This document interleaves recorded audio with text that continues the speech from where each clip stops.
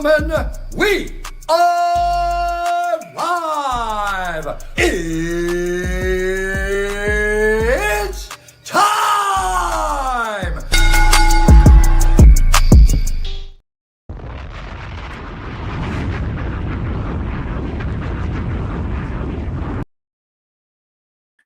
What up, everybody? How's everyone doing today? We are now live here for another live edition of Steve's Kitchen here on the Around the Point Network YouTube channel. It is Monday, July 21st, 2025. If you are new to the channel, hit that subscribe button down below.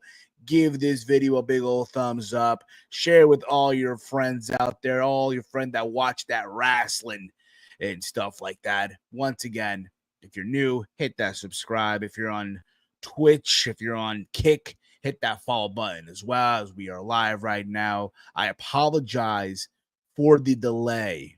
One second here. There we go. Much better. We're so back. I apologize for the delay. Yeah, my computer was like, fuck you, buddy. We're gonna act up today. So there was that, but here we are, ladies and gentlemen. We are live again. I hope you all had a wonderful weekend and all that stuff. There's a lot to get into, but more importantly, look, I was supposed to start at 6:30, but my computer was like, not today, buddy. Watch this. So here we are now. We're a little late, but you know what? I'm trying to knock this out before Raw starts, which Raw starts literally in an hour from now. But again, I hope you all had a good weekend for the most part. I hope you enjoyed yourselves. Yeah, so let's get into this, man. Slammiversary 2025, man. Look, I'm gonna be honest with you. Going into the show, bro, I had so much expectations, man. I was one of those people. I'm like, yo, you know what, bro?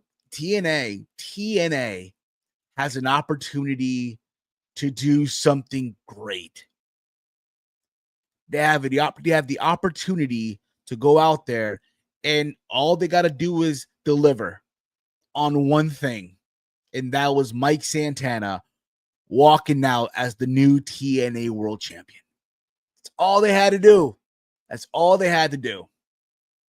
And for whatever reason, man, look, everyone had their high expectations. I'll be honest, there was a part of me, like, hours before the show, I'm like, man, would have been cool to actually go to the show, be there, you know, UBS.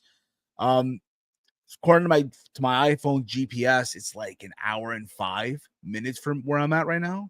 So I'm like, yeah, you know what? Maybe, just maybe, would have been cool to go. And then, you know, me and Chase were doing the watch along on the True Heel Heat YouTube channel, you know, until Romeo showed up. And as the show went on, you know, I'm like, you know what? I'm kind of glad I didn't. And then the main event happened.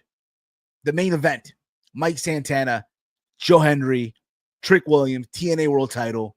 Again, they're in New York. They literally, if I'm not mistaken here, and according to this was their attendance for the show, they had, hold, let me get rid of the banner here 1 second. They had 7,623 people in the building. UBS. The last time they had a crowd of this, you have to go back to 2000, I want to say 13. Lockdown in the Alamo Dome. And it's not like they even like sold out the entire Alamo Dome. They sold a portion of the building, right? They used a portion of the stadium of the Alamo Dome that night. You have to go back 2013. It's been so long. And again, all they had to do was deliver on Mike Santana walking, literally going into New York, a pro Mike Santana crowd, make him the new world champion. And then that was it. The crowd goes home crazy, right? But again, you must remember, bro, it's TNA, bro. It is TNA. So when you think for 1 second that you are going to be getting this from TNA at the end, like just like But if you were expecting to do this at the end of TNA's Slammiversary, seeing Mike Santana win the world championship, right?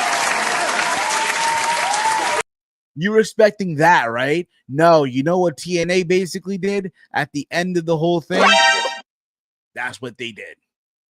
That is what the fuck they did. Trick Williams is still the TNA world champion. Trick Williams is still your TNA world champion. TNA fumbled. They fumbled on the goal line. They had one job. Make Mike Santana the world champion. And to be fair, dude, it wasn't even a good match, bro. It wasn't even like a match that I will go back and rewatch. Nothing, bro. Do you want to know real quick what is the overall rating right now on Slammiversary according to Cage Match?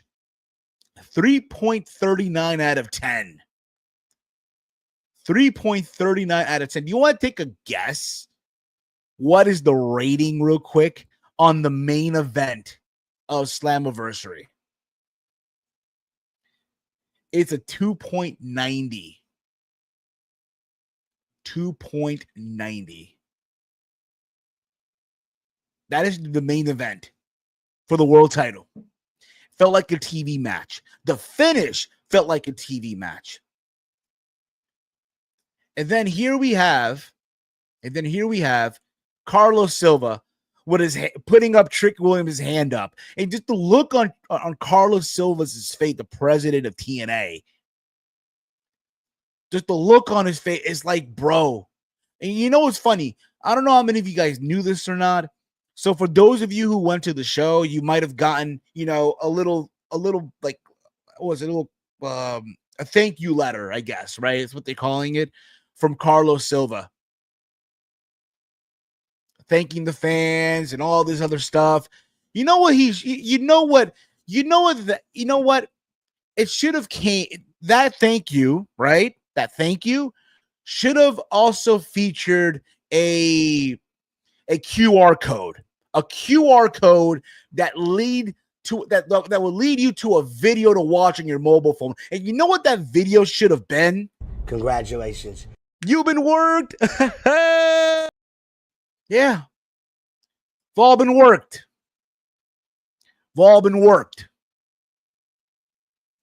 Chief writes here, I think them trying to get a TV deal influenced a lot of TNA's booking last night, to be honest.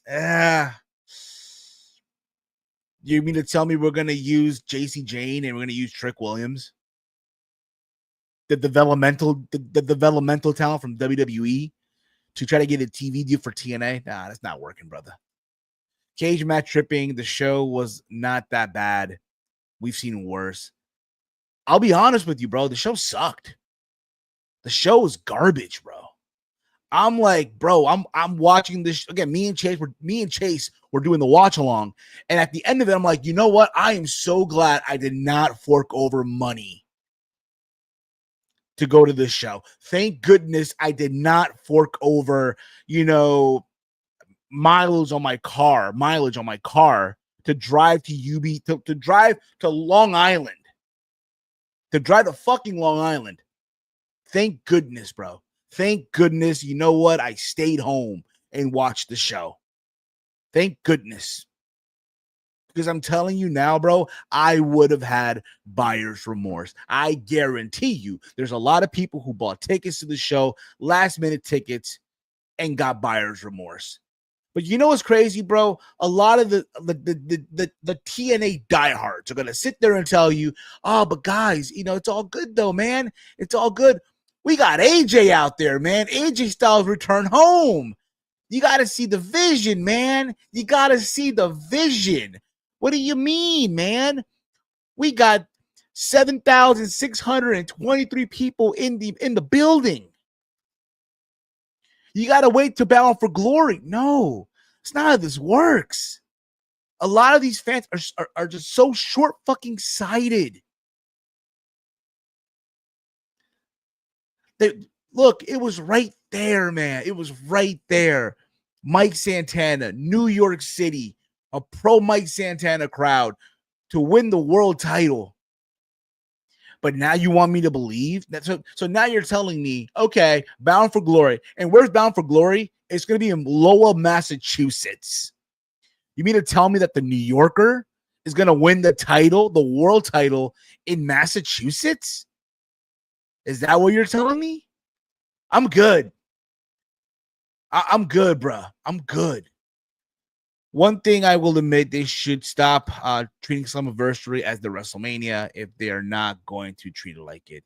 Just say October is your month. I agree with that, but again, commentary, everybody was saying this is their biggest show of the year, the biggest show, and again it was. This was your biggest show. You had the community who were looking forward to the show. The same people who years ago wrote you off, who wrote this promotion off. And this is what you give them. Chase did a rant. Romeo, it's on his Twitter. Go give it a look. The perfect description, bro. TNA is basically getting fucked by WWE. Raw style, raw dog. And TNA is just taking it. Because look, I can understand JC Jane, holding the two belts. I'm fine with that. But there should have been a balance. A fucking balance. But no, we got to have Trick Williams and JC Jane hold the belts here. They got to win the belts. And of course, TNA being the good soldier, of course, Carlos Silva, a.k.a. we have Tony Khan at home, is going to go, sir, yes, sir. Be a good soldier.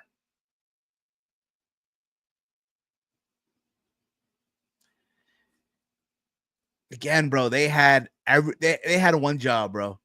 They had one job. And they fucking blew it.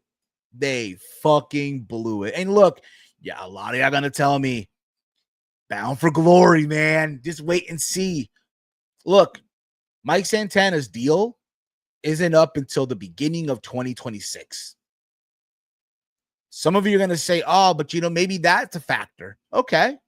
You mean to tell me he couldn't hold on to the belt for 6 months? We couldn't give him a decent run? So what are you going to tell me? He's going to win the belt in October and then drop it? Like, no.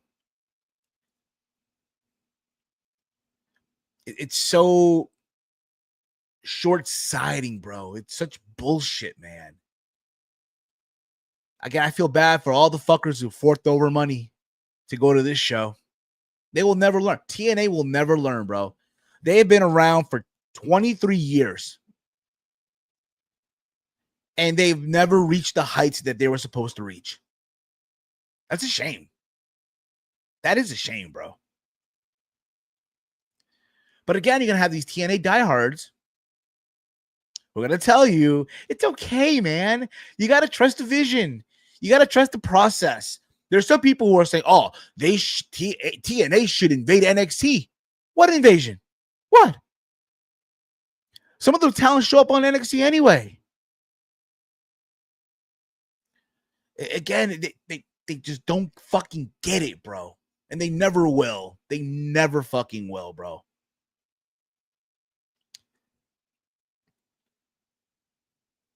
This is worse than Joe Henry's. You guys remember Joe Henry a year ago, right? Slammiversary was part of that six-man match for the world championship, right? And then he got pinned. Randomly got pinned, right? And everyone was saying, oh, Bound for Glory. Keep in mind, at that point, Joe Henry was on fire. Joe Henry was hot. He was as over. He reached heights of being over that, they should have put the belt on him. And what did they do? Nah. Bound for Glory. Everyone thought Bound for Glory is going to be it. Bound for Glory will be the moment they will crown Joe Henry.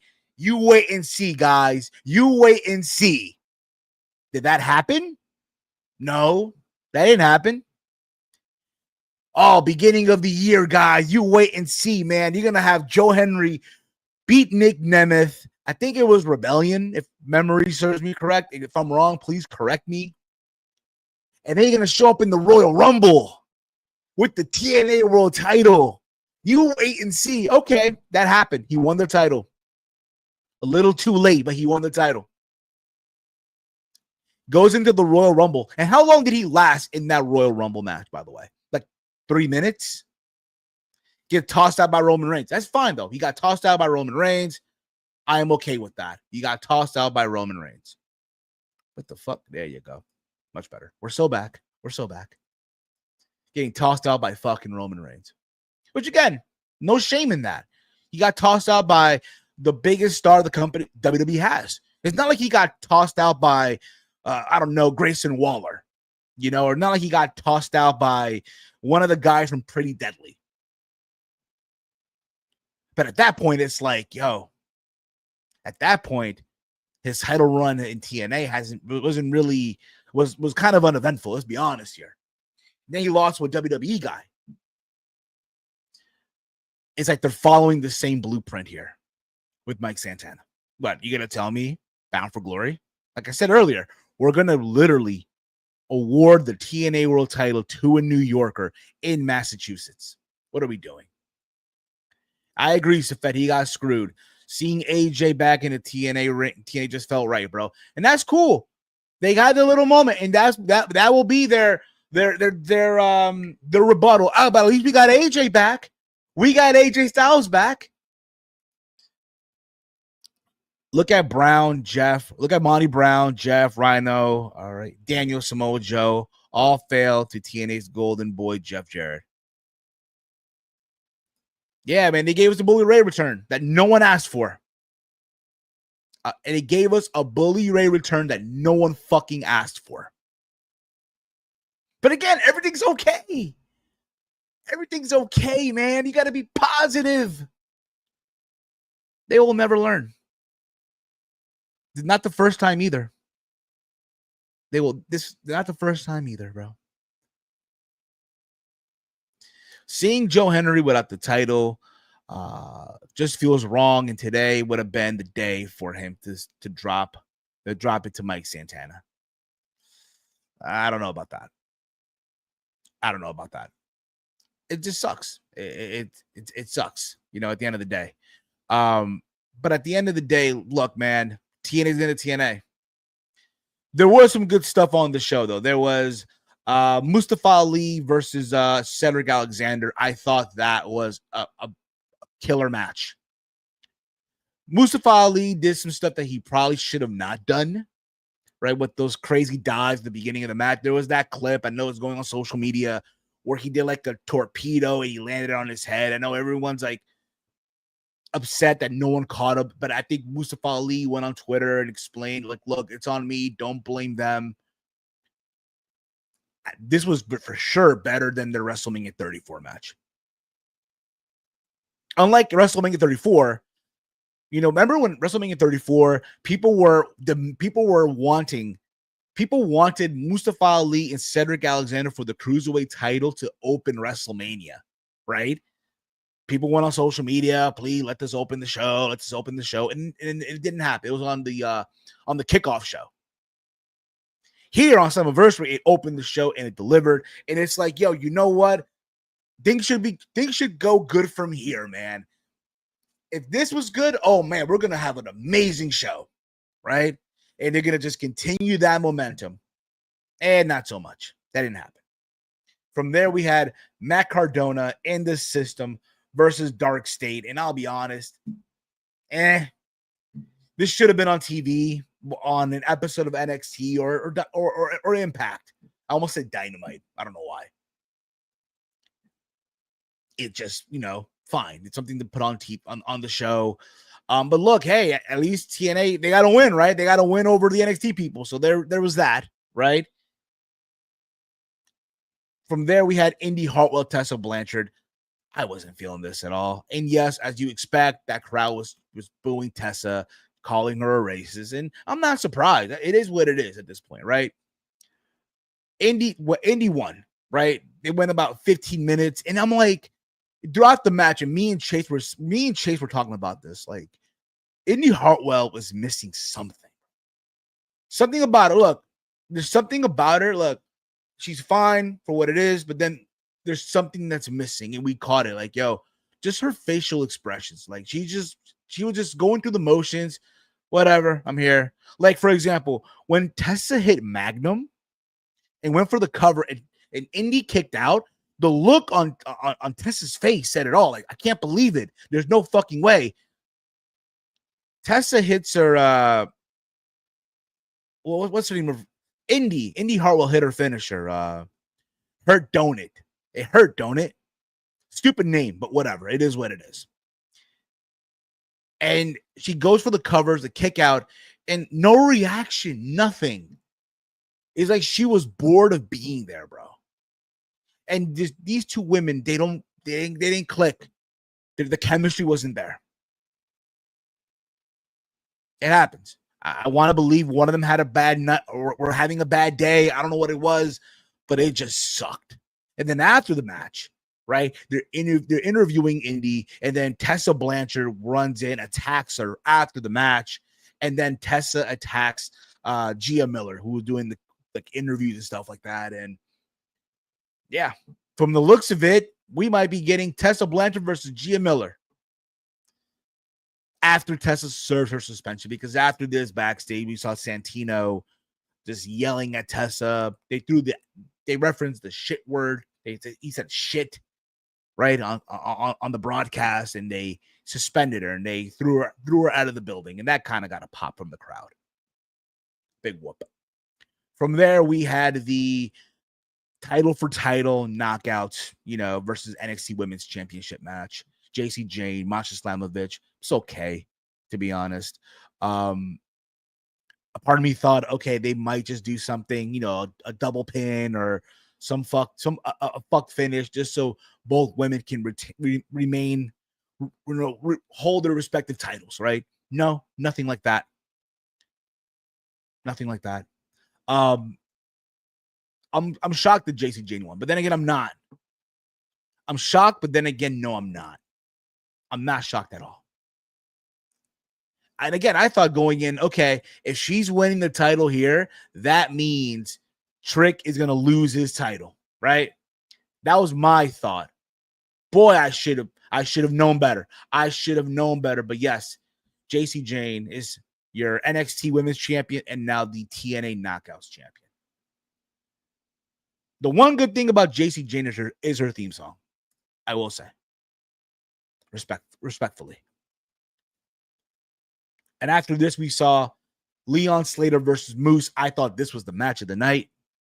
Is that and Mustafa Ali and Cedric Alexander? But these two guys went out there, tore the house down. Leon Slater, it was his moment to be crowned the X Division champion. Moose has held on to this title for a shitload of days, right? And as you expect, Leon Slater picked up the W. And then after this, Moose grabs the belt and awards it. Like, he puts it on. He puts it around Leon Slater, like acting very babyface, and cool. It was cool to see from Moose. And then after, AJ shows up. He shows up to his old TNA theme song, Get Ready to Fly, right? The crowd loses it. They go insane. Leon Slater, who's in the ring, is jumping. He's marking out, bro. He's marking out. And AJ basically is there to endorse him. He's there to endorse Leon Slater as the future of TNA, basically he's the future of TNA, their next big star. But the reality is this, Chase said this, Leon Slater will not be TNA's big star. He will not be the future of TNA. And I agree. Because let's be honest, once his deal is up, he's likely going to go to AEW or WWE and do big things. Either or. That's the scenario.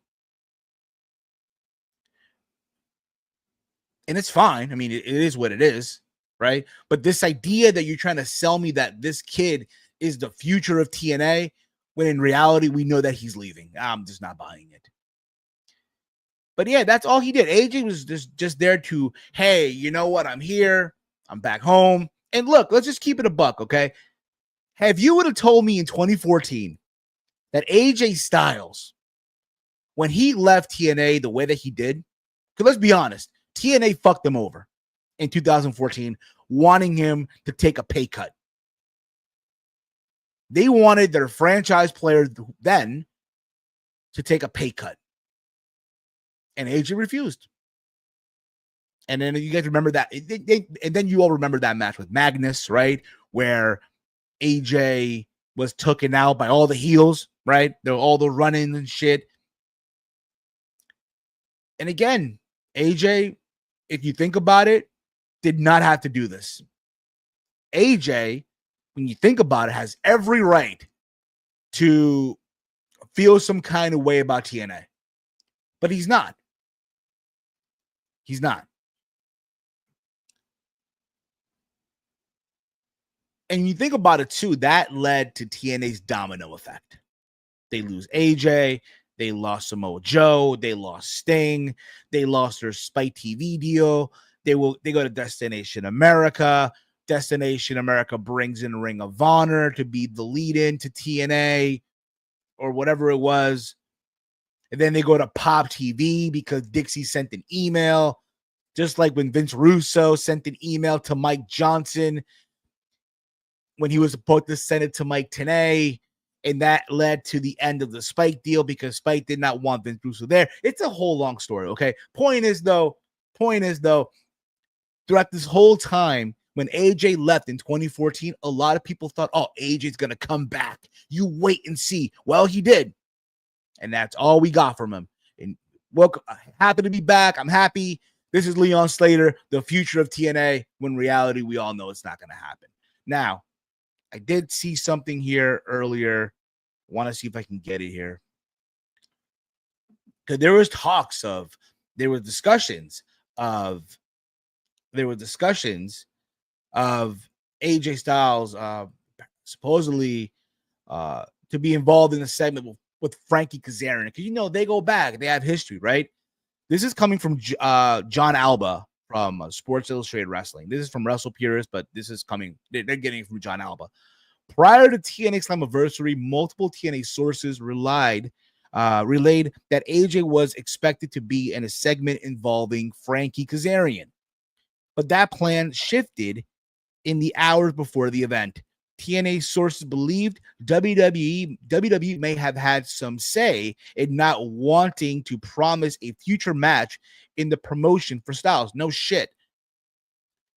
That they weren't going to deliver on. I don't blame them, as no main roster talent has worked a TNA match so far during this partnership, and they will not. They will not. At this time, it is unclear whether or not Styles will appear in TNA again in the future. I don't think maybe Bound for Glory. I mean, it'll be cool to see him wrestle, but I just don't see it happening. I just don't see it happening. Curious what will this lead to? Same here, brother. I'm surprised they didn't book AJ for a match eventually this year before he retires. Yeah, I think he's good. I think AJ's good.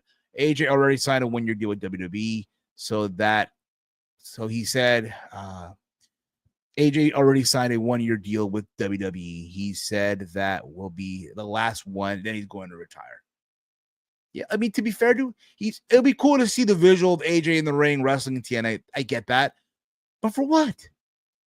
He's already done what he needs to do in TNA. It's over.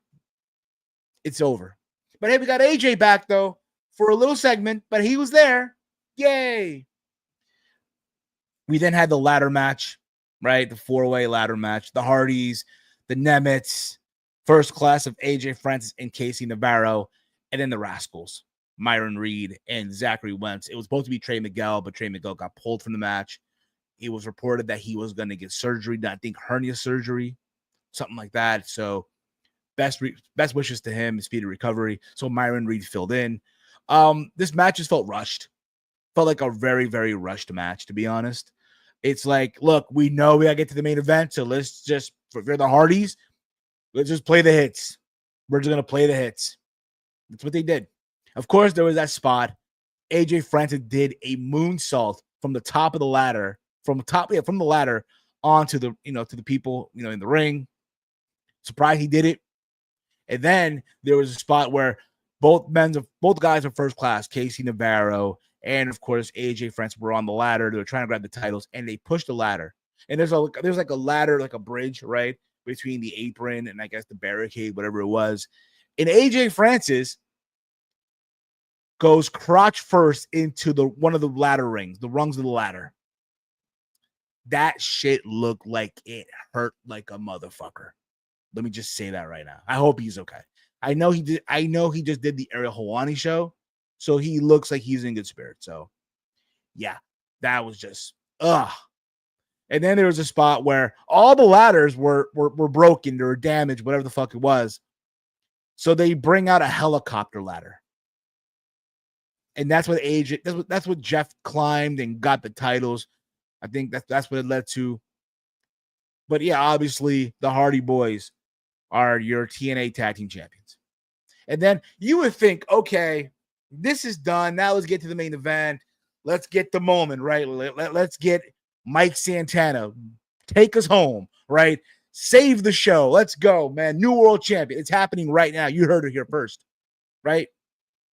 Nope. Out comes Bully Ray. Bully Ray comes out there because he couldn't help himself.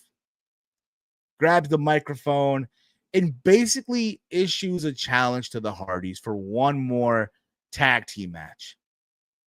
Because they made history 25 years ago at NSG with the first tag team table match, even though when you look back, Rumble 2000, Triple H and Cactus Jack stole the show, right? But they're issuing this match for Bound for Glory. Bound for Glory. I'm good.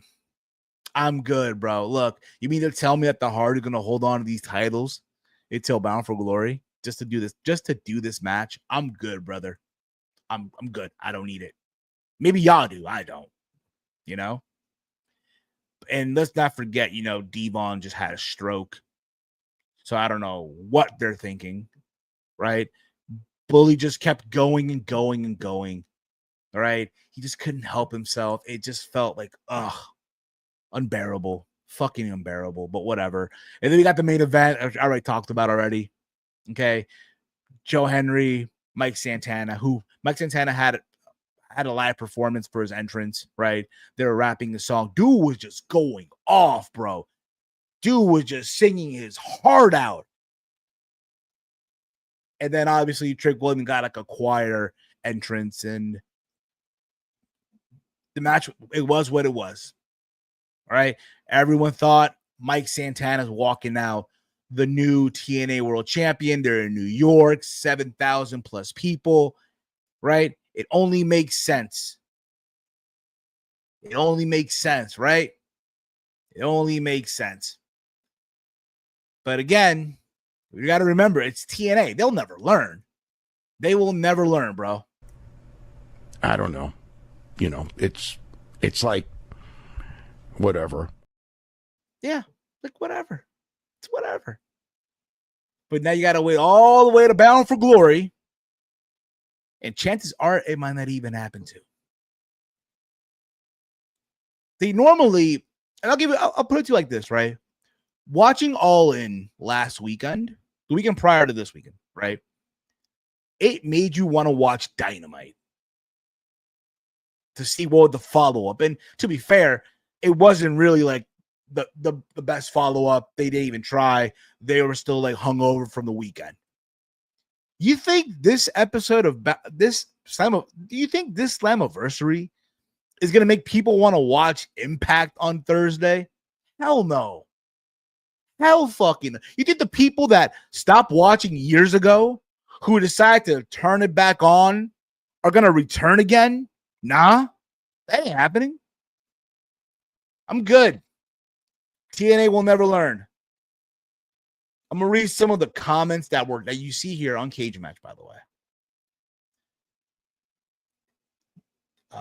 This is what someone said here.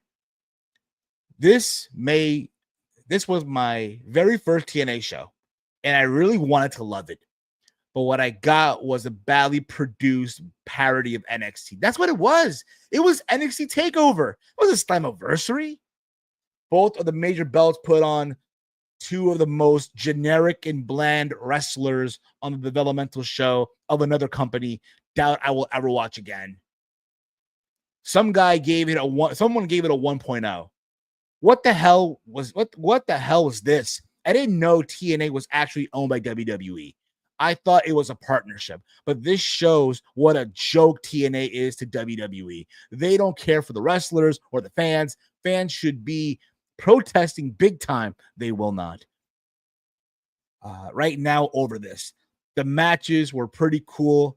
The matches were pretty poor overall. The winners were so meh. The whole event was nothing like how a big PLE should feel.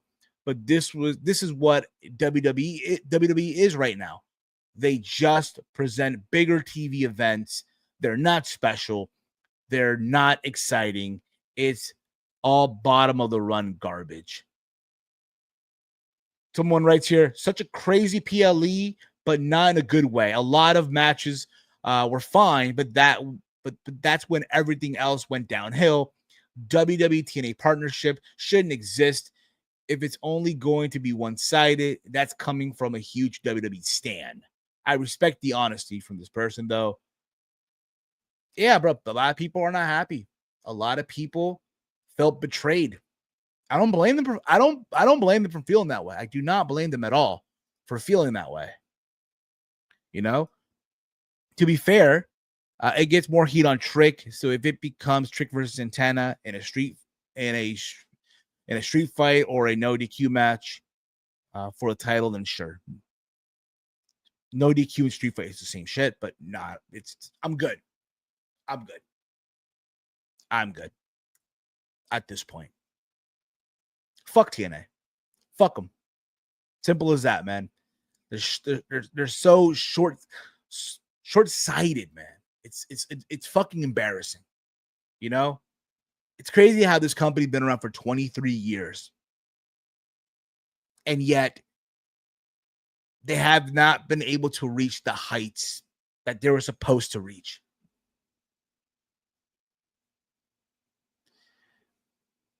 After what they did last night, brother, there's nothing positive, brother. You can try to spin it as many ways you want. TNA will just TNA. They're just gonna TNA. That's simple. Also on the show, there was the countdown show that me and Chase also watched. And normally I don't watch these 0 hours. I don't watch the kickoff show. I don't watch the stuff. But I sat through it, right?